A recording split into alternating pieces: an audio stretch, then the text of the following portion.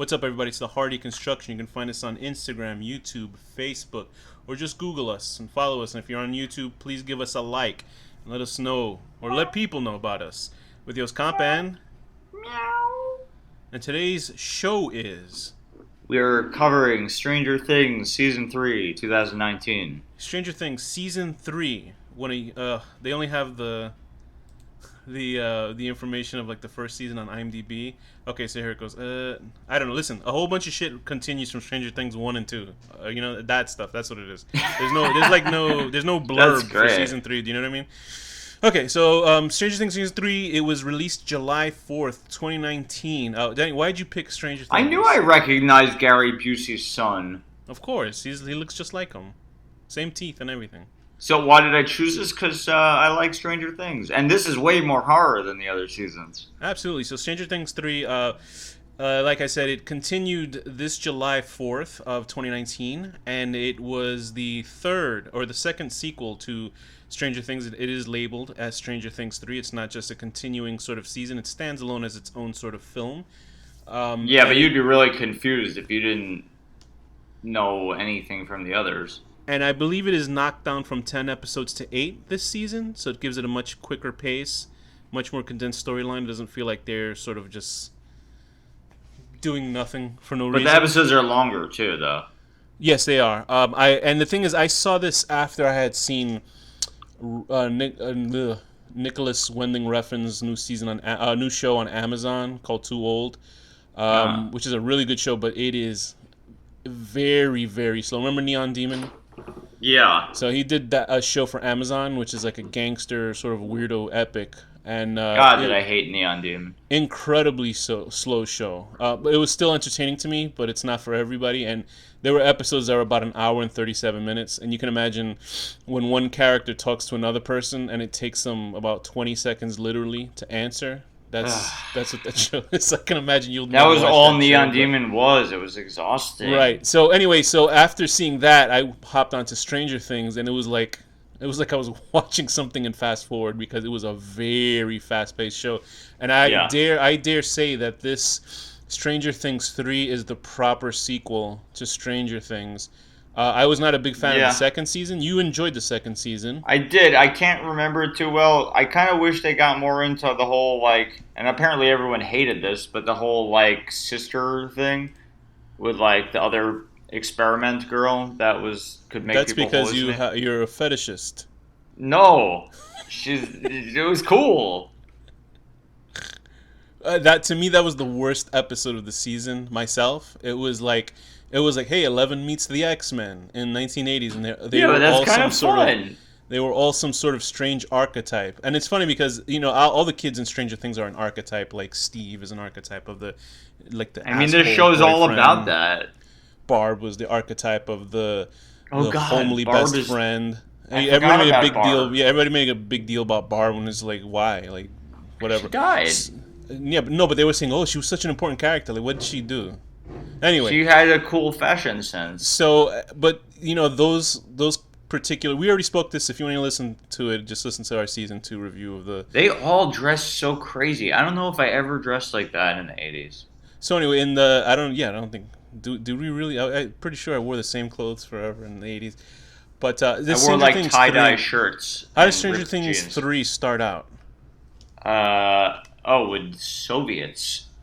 Making a fucking dimension rift machine. It's basically like Spider-Verse. It starts the same way. You were obsessed with that movie. Talk about that movie for a second. Oh, what, the Spider-Man movie? Yeah, you like. Oh, that's so fucking good. Everybody. Okay, very good. What? They'll make a sequel to it. I don't think it made that much money, but they're still gonna make a sequel to it. Honestly, that movie, it's one of the best comic book movies. It beats every fucking Marvel movie almost. It is. Glad also it won the award for best animated feature. Thankfully, it's actually better than the live action Spider-Man in theaters right now.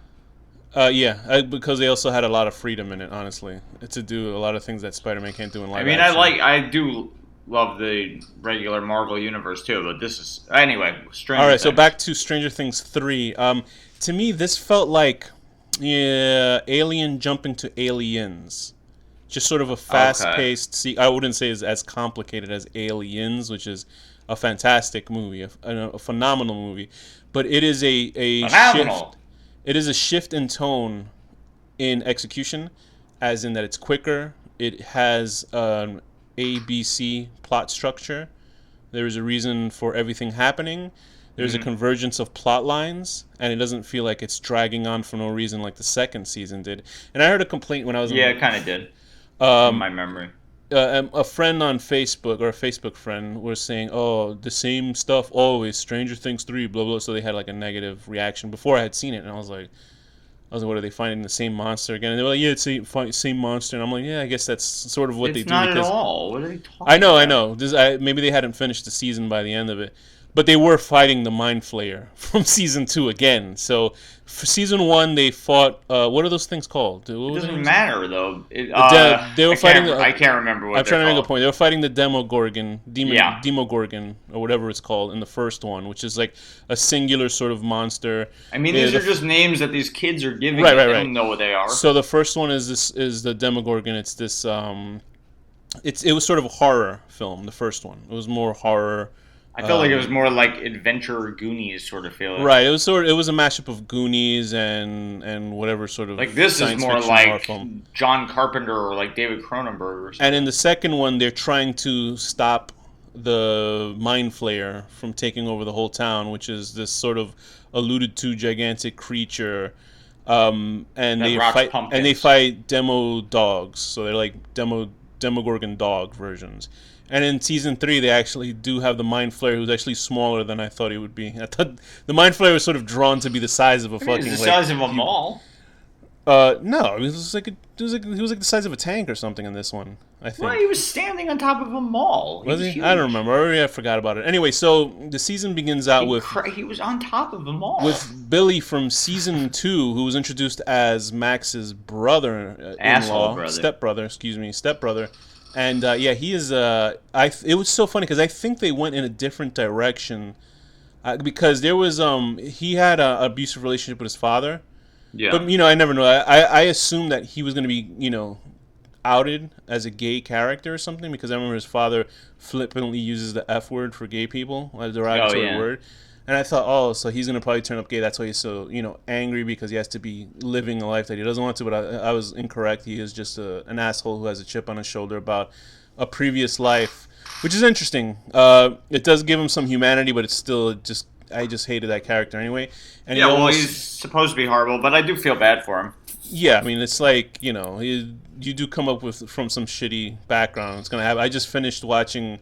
at this moment, the 6th episode of The Boys, which is an Amazon series. Great series. I heard it's really good, right? And there's similar stuff like that with characters who are raised a certain way and, people are not so surprised that they end up being shitty people. And Billy almost hooks up with Mike's mom, who's Carla... What the hell is her name? Mrs. Wheeler. Mrs. Wheeler. Sexy Mrs. Wheeler. She is smoking hot. I mean... She is. Her husband is like the best cast of like a dorky dad who's oblivious. I don't even think he was an actor. I think he just walked on set and they just said, he looks like, he reminds me of Dexter's dad from Dexter's Lab.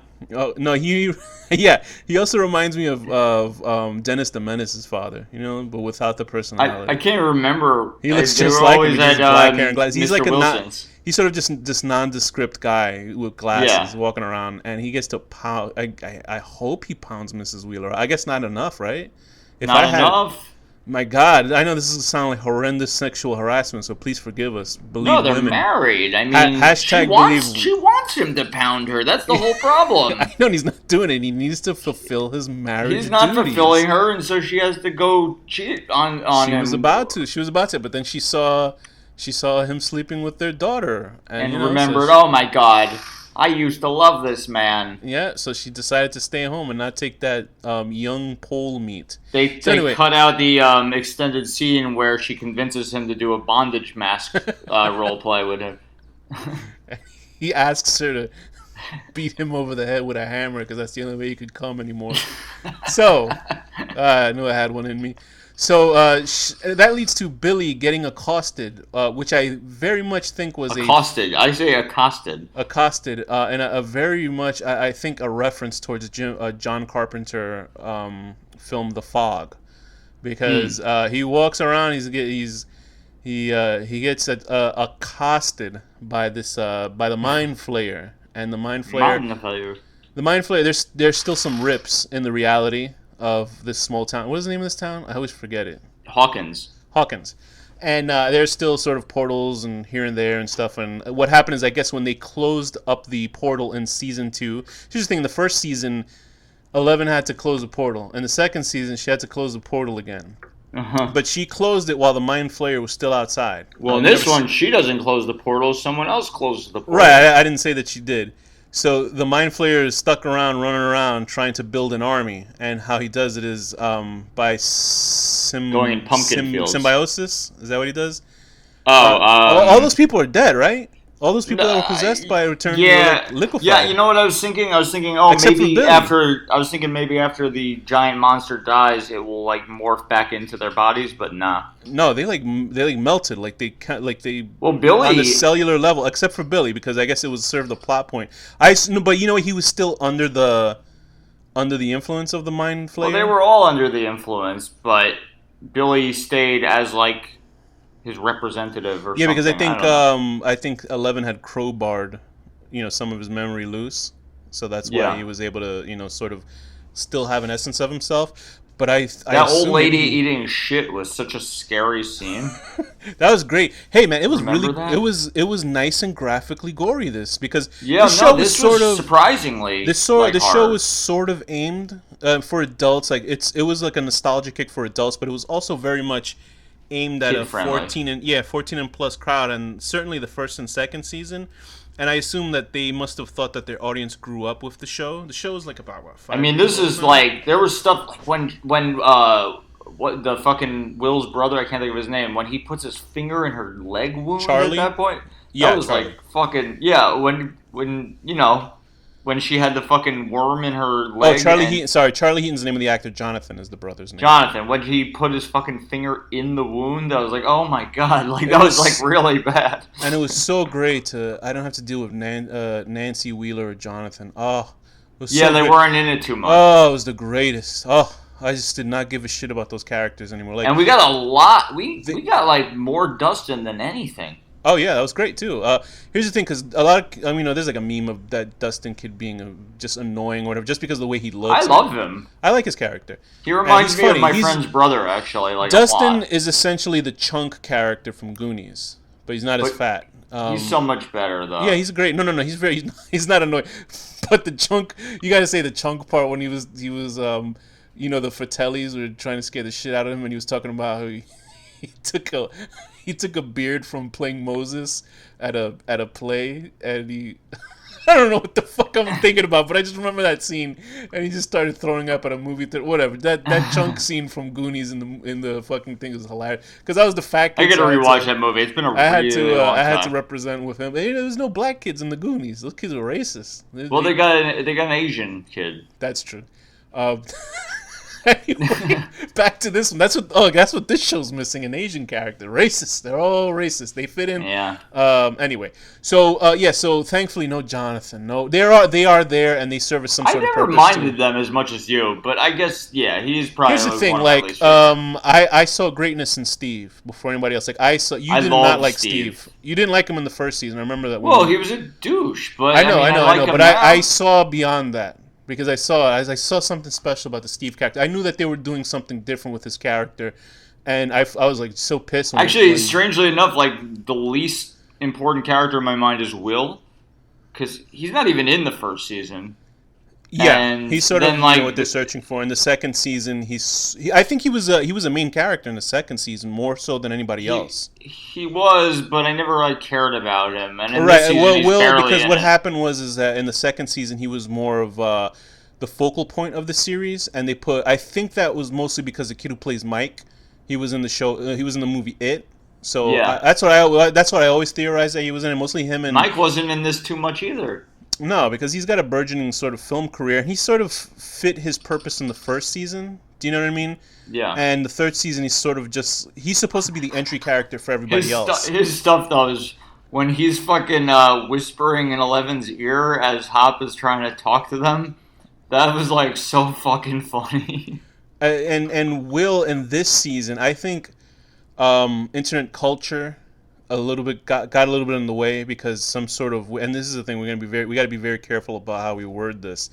In the second season, they were like, oh, Will represents, he's gay. He's representing homosexuality. Is he? And I don't know.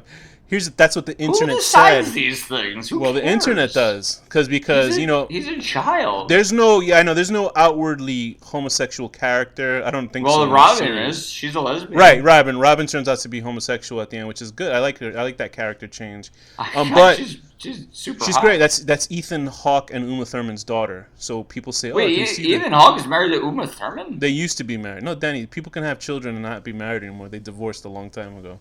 Oh, okay. But Ethan Hawke, to me, is one of my favorite actors out there. Seriously, go watch First Reformed if you can. Anyway, so the internet was like, oh, Will's gay. It's sort of like, with the movie Frozen. Like, I don't know if you've seen it. I actually forced myself to see it just to see how crazy it was, and I was like, there was nothing really special about it, honestly. Like, the singing was good. That's like the princess that has ice powers or something, right? Right, and Idina Menzel is the singer in it, so that's why it has good singing in it. But, I mean, there was nothing really special about that film.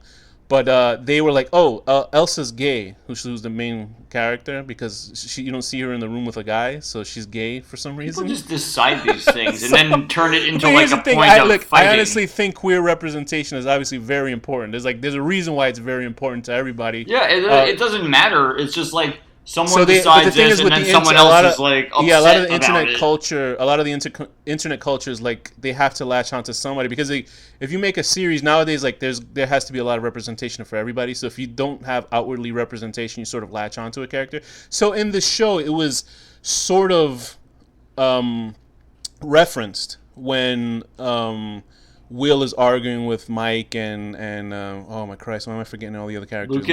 Lucas and Dustin. Not really Dustin, because Dustin's not really with the crew this season.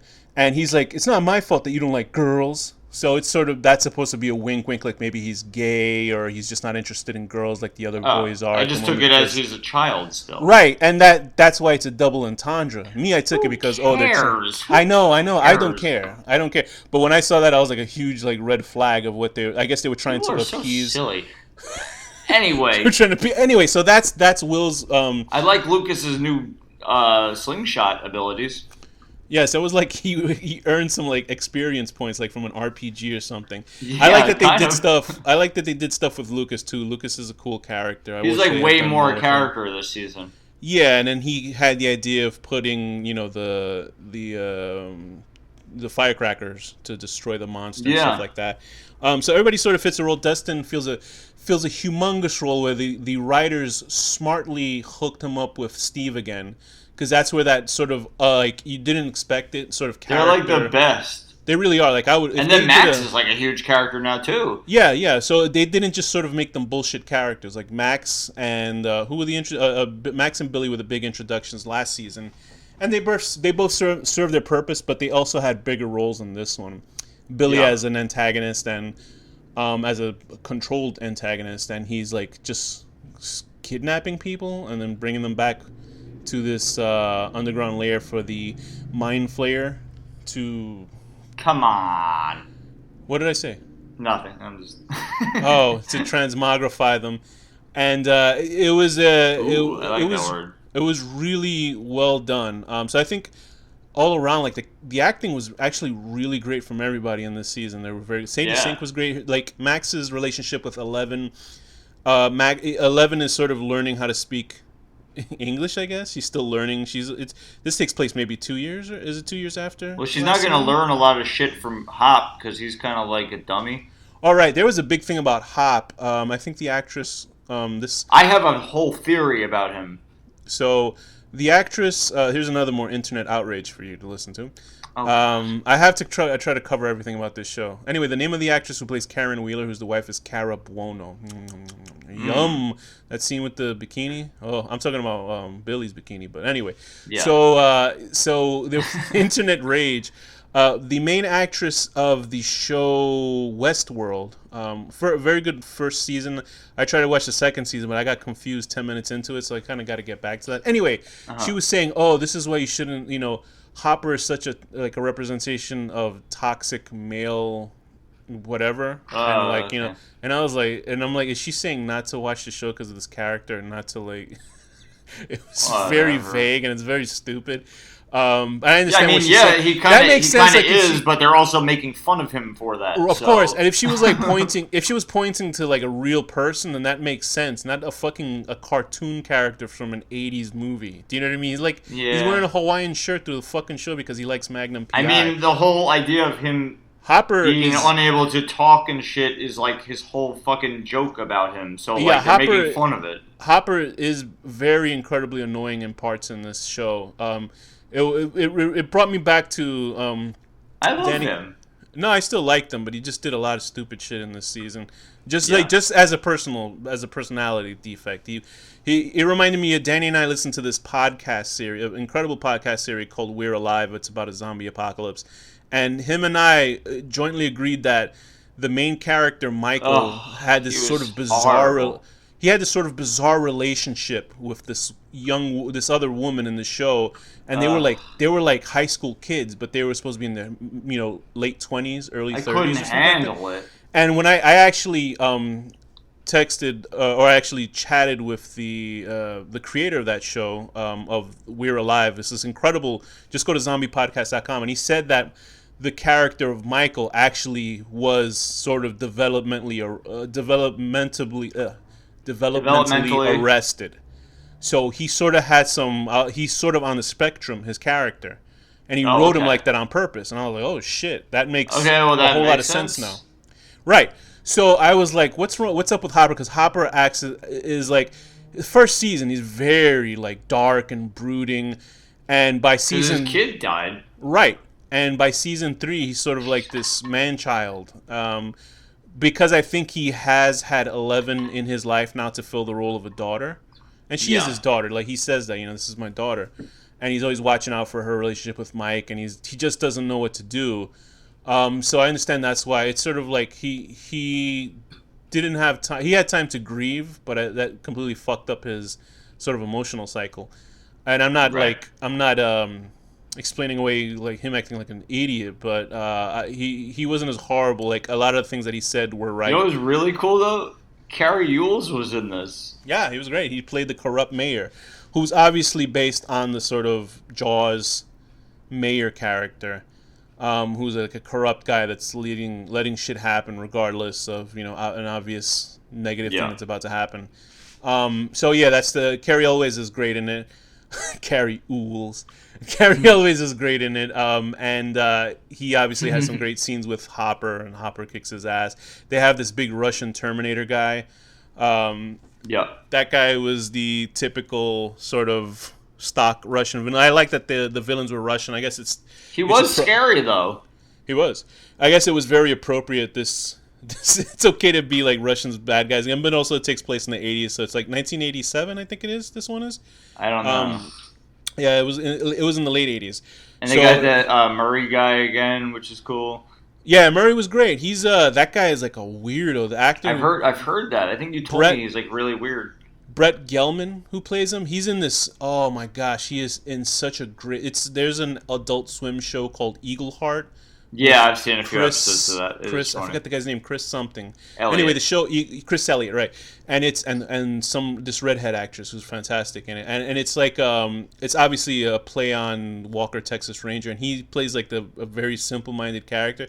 Such a good show, an excellent show. I'm so sad that it's not coming back, but Gelman is like on the outside of it. Gelman's like sort of a weirdo. Like he's like super. I just can't explain about him that would make any sense. He's just like a weird dude. Like there was a thing where he was like on stage with Eric Andre, and Eric Andre interrupt because Eric Andre is sort of like a weird dude himself with his humor. He's sort of like a weird guy.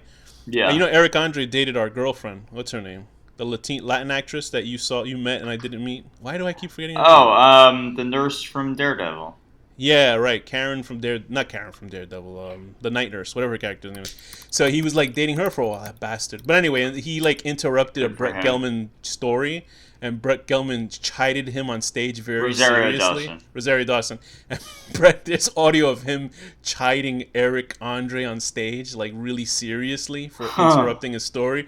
But I don't know if that's like a joke that they had behind the stage. It was just so realistic that you're like. I would hope that's the case, because it was like Eric Andre is like he's an asshole, but he's like sort of a likable asshole. Like he's funny because he's just like that kid that pokes you on the shoulder. So, but Brett Gelman was great in this season. He's great. There's a character. He was great. There was a Russian character named Alexei, who was sort of the turncoat guy who's trying to help them figure out how to stop. He was working for the Russians. I was sad when he died. Yeah, me too. I felt bad for him because he was like, throughout the whole thing, he's like watching American cartoons, and you can tell that he's sort of this Russian scientist, and he's sort of forced to do all this terrible shit, and he really just wants the American dream of freedom, and he gets fucked at the end because of the Russian Terminator guy. Well, if he got fucked, that would have been cool. But that too. If he found Mrs. Wheeler, he gave some Russian. That would have been awesome. Yeah. Mrs. Wheeler and Dr. Alexei. Is he at the end of the season? See Mrs. Wheeler just fuck the whole town. She fucks the mind flayer. And the mind flayer says, "Hey, this shit ain't that bad." And then the mind flayer like decomposes, like from the love. Because Mrs. Wheeler has so many STDs from fucking the whole town, and the mind flayer's like dick falls off. He goes, "No," and he goes back into another dimension and shit like that. Now that's an ending. See, Netflix should. That would have been cool. But what are we talking about here? But. I think, like, what are other things? Winona Ryder, obviously, back as Joyce Byers. She's still sort of a weirdo character. She's not as annoying. Like, I remember the first season, I complained, like, she was a bad actor in the first season. I thought she was still a bad actor. Yeah, she's better in this one. Like, I think, I don't know, there's something about me and Winona Ryder. I would never think she's a bad actor. I could never forgive her for robbing that store. So maybe that's what No, that makes her cooler in my mind. Would that turn you on if your girlfriend just said, "Hey, look, I just stole a whole bunch of shit"? I mean, it's like kind of cool. I'd be so scared. I'd be like, "Oh my god, I'm an accessory. I gotta get out of here." As long as I don't get caught. But no, it'd be like kind of interesting. Like, oh wow, she's like real weird. Like that's cool. So, there's also Erica, who is what's his name? Lucas's sister. Is it Lucas? Oh yeah. Lucas she is annoying as fuck, man. She is annoying as fuck. But she has the best. She has one of the best lines in the season. She goes, "You can't spell America without Erica," which I think is one of the greatest lines I've ever heard. Oh, that's pretty cool. I don't remember that. That's like it complete. I was like, "Oh yeah, that's pretty cool." She's so annoying because she's being like a total asshole character. Yeah, she really is annoying. And she was like an asshole in the second season, and she's good acting in some parts. I don't think she's that great of an actor. They kind of just hired her to be a fucking like a screeching nail, like an asshole character. Right. Another character we just mentioned before is Robin, who is Steve's coworker, and she's great. Like you can see, I already was scrolling through Facebook, and there was already some article, and it had a big image of her, and it said, "Why Hollywood nepotism is not good." And I'm like, oh please, she's a fucking good actor. She was great in the show. I mean, acting and nepotism are like one of the only times it's acceptable to me, because if you're raised from birth to be a good actor, then you're gonna be a good actor. And but they say, "Oh, it's taking away opportunities." Oh, who gives a fuck? At least she's, I mean, that's true, but it doesn't change the fact that she is a good actor. She's like good. I believed her character. I liked her character a lot. Yeah. And it was interesting that she didn't just. I would have wanted her to scoop me some ice cream. And she didn't just become like Steve's girlfriend in a totally platonic way. I think Steve did well that he's not dating Nancy anyway, because who gives a shit about Nancy? Who else was there? What other characters? Paul Reiser shows up again for a few seconds. Yeah. So that was nice. That's at the very end. They probably gave him a couple bucks. He just showed up. There was a nice shout out to what's his name from the Goonies, Samwise Tarly. Oh Sean Astin. Sean Astin. He was in the second season as Joyce's boyfriend, and he got taken out. What you think? You said Samwise Tarly. You just combined Game of Thrones and Lord of the Rings. Oh shit! Oh, isn't that the same show? It's Sam Tarly and then Samwise Gamgee. Oh, Is Ganji a drug? I thought you did it as a joke at first, but like then I realized. Who's the Tarleys again? Oh, the Tarleys were like, who cares? It's his friend. Tarleys were just one of the families. So, what do you think of Millie Bobby Brown's acting in this? Which one is Bobby Brown? Millie Bobby Brown, 11, the main girl. Oh, I think she's great. Yeah, she's great. I think everybody did a great job. Finn Wolfhard didn't really have to do too much heavy lifting this season. I mean, the stuff he did was great. Yeah, I think everybody was. It's just weird to see these kids actually grow up because they said that the next one takes place in the 90s, and I was like, I just wish it just ended. The next season is the last season. And, okay. Well, this is my theory now. I do not think Hop is dead. Because they not at the very end. They say at the end they said the American, right? But also, there's like a million hints about it, and I read this article, and I was like, yeah, okay, he's not dead. Like, there's no way. I didn't understand why they had to kill, why he died, why he chose to die anyway. He could have, like, ran up that fucking No, because there was a big thing of electricity in his way. Oh, was it? I didn't see that. I thought yeah, that thing was, like, shooting, like, electric and shit. Oh, I didn't see that. Well, that was at least, it was, So, basically, the theory is he either hopped down that fucking ladder and somehow, escaped the explosion, and then got caught by Russians, or he's in the Upside Down. Or maybe it was like Mario 64, like he got zapped on the ass, and he grabbed his ass and flew into the air into Russia. Right. He goes, and then ran around for like 3 seconds, losing health points. Exactly. But then it was okay because he dunked himself in water and came back up, and it all refilled itself. You saw that big steam come out, and you hear, all right, very good. There's Mario 64 represent. That's the lava world. Storyline stuff. God, I want to play that game again. It's so good. It's the greatest. I'm gonna play it as soon as I hang up with you. Game. So, what storyline references that you enjoy? I think we did some good thin covering of the storyline. I really great effects. The fucking the level of horror. It was very much more like the Thing horror sort of, and they even referenced the Thing in it at one point. I forget when, but they definitely referenced it. Very great. I mean, they really stepped up the effects budget on this one. Like, it actually looked really good compared to the first and second. That Demogorgon in the first one. I remember watching and going, oof, when I first saw that Demogorgon. I didn't think it was that bad, but this is definitely better. But you watched it without the TV on, that's why. I saw it with the TV on. It was terrible looking. And the Demo dogs were okay, whatever. But this season, like, the monsters actually looked like they were in the same room as the characters.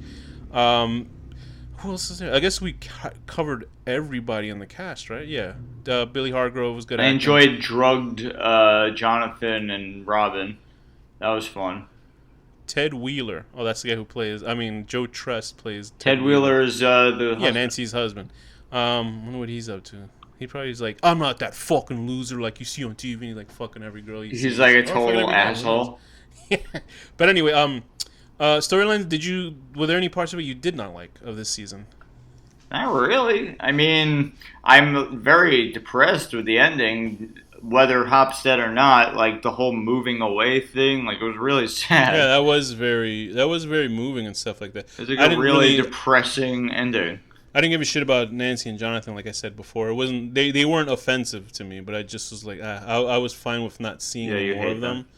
Yeah, like if they moved to the moon on the show, that'd be great. That could be the next season. But it's great. It was so funny. The kid who's playing Dustin, like, he has I think he's doing a new version of Punk'd for Netflix. Okay. People were getting really upset about it because the whole point of the show is looking for people that wanted jobs, and they're just pranking them into horrible situations. So people were like, "Oh, why are you putting these people who were looking for it's just like outrage. They're looking to be upset." Meanwhile, that's like every prank show that's been on since the beginning of time is somebody like trying out for if you ever seen that show, what is that show? It was hosted like Tracy Morgan's for a second. It was like horrifying pranks they pulled on people. Like, people will walk into a house and they fight fucking corpses and shit like that. I forgot what that show was.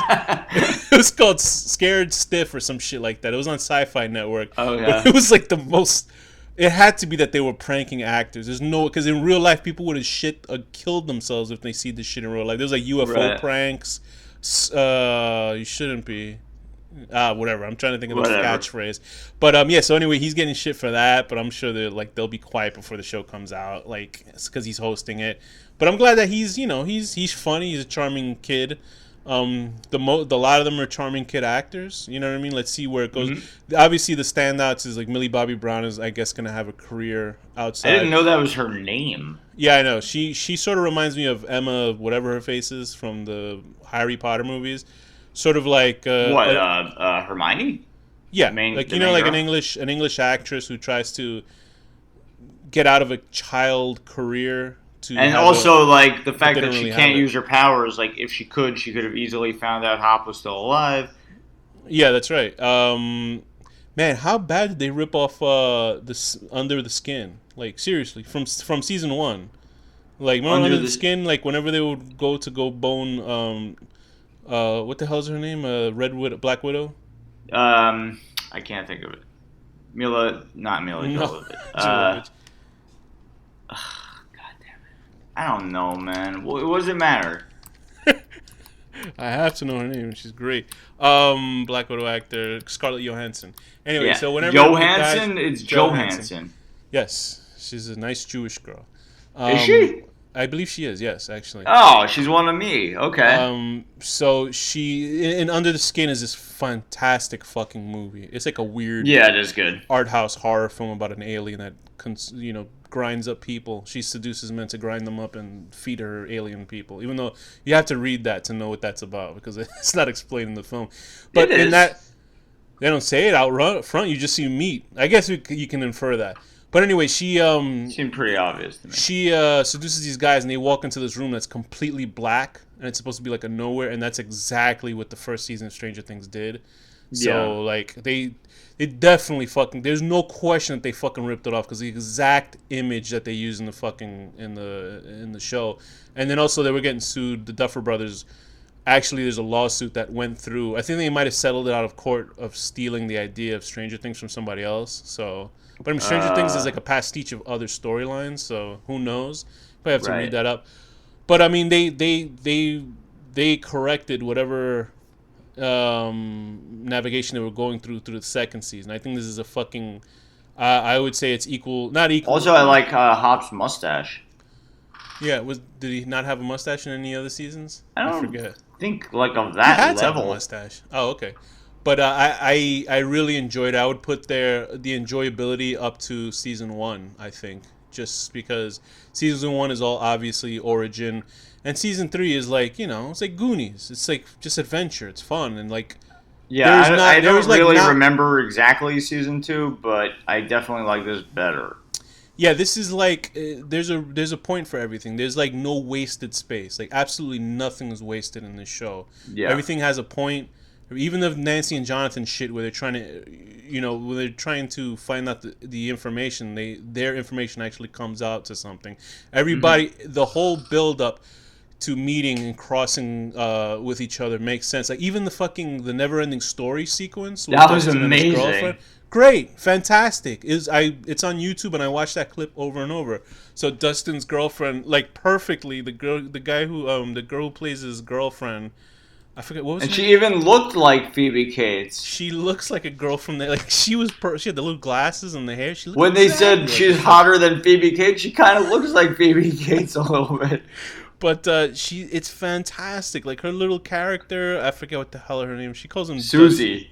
Susie Poo, that's what he calls her, right? Yo, that was like the best scene. And it's like so great because then you see all the other characters, like Brett Gelman's face in that scene is fantastic, and like when you see Hopper and wait, no, what's that thief's name?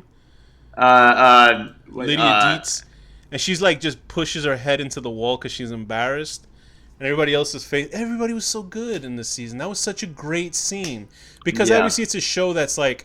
Hey, look, it's the 80s, remember the 80s? But it felt much more natural in this one. Like, it felt good. Like, and what's really weird is I've been, like, referencing the Neverending Story a lot this past couple weeks. Of course, it's the greatest song ever. Le Mal. Yeah, but I never, like, think about it consciously. But then, like, this past couple weeks, I had it in my head a lot, and then it was on this.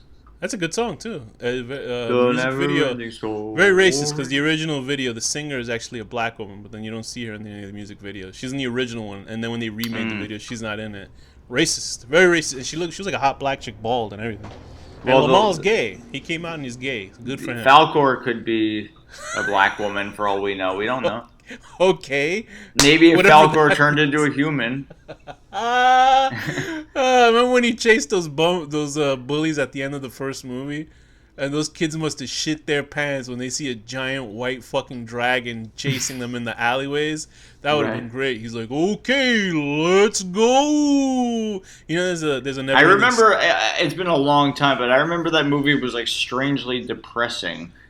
Yeah, because the fucking horse gets killed. Atreyu and his horse. I forgot the name of the horse. Maybe there was a horse named Atreyu. No, Atreyu. See, I was never really a huge fan of those movies. I remember the Neverending Story just being played on TV a lot. Mm. And I loved the fucking theme song. I loved the theme song of that film. Yeah. And like Atreyu's horse dies, and I was like, oh, this is weird. And then there was like a talking wolf that was scary as shit. There was a rock man. And I don't even know who the villains were in the movies, honestly. I remember it was supposed to be the Nothingness or some shit like that, and they were trying to make the princess sick. And then unfortunately, I saw Neverending Story 3 on television. There's 3 of them? Yes, and well, part 2 is sort of the same shit as the first one, but it's sort of cheap. But does it have the same theme song? Yeah, but the second one had like a techno version too, which was pretty cool too. But the third one, Danny, you know what they do with the third one? You know what you do with a fantasy epic when you don't have any money? You bring the fantasy epic to the city, to the real world. Oh no! So, and I think it had Jack Black. So what was there a luck dragon going through New York City or something? I don't know. I just remember it being really cheap, and I was like, "This is bad. It's so bad." I believe. Or you go to space. And I think it was a very young Jack Black who was in it. Oh wow! And he was playing like an asshole, like bully or something. Yeah, he was in part 3. And you know what? The thing I'll say about Jack Black now. Here's a weird aside. Mm-hmm. I never really liked Jack Black. I always sort of found him annoying. You know, all that shit. He's pretty good.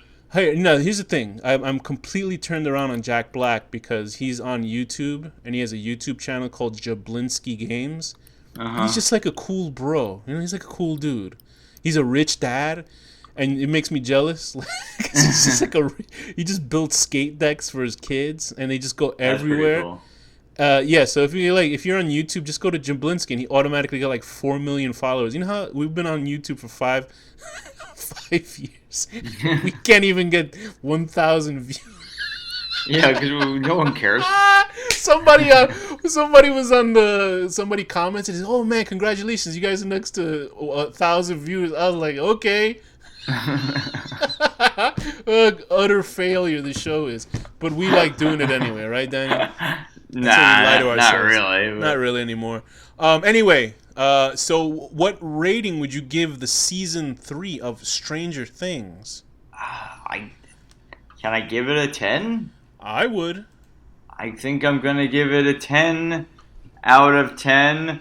A nice old lady that you were having a conversation with is now a screeching banshee eating shit. What was she eating? Battery acid or something? She was eating like fertilizer. Oh, that's right. Because she was eating. I thought they were eating like explosive stuff. No, she was eating shit. Oh man, that's You know what? They didn't really expand upon that whole chemical thing though. I believe they did, but I think I just passed it by. I think it was too smart for me, even me. I was just like, oh, okay. They were reorganizing their DNA. I don't know. I'll give it a 9.5 out of 10. 9.5 out of 10. Wow, Max is a real asshole. Just being a shitty girlfriend because your boyfriend's a piece of shit to you too. So you decide to help destroy one relationship because yours is awful as well. And with that, Danny, what's the final word? Bye, Stranger Things 3.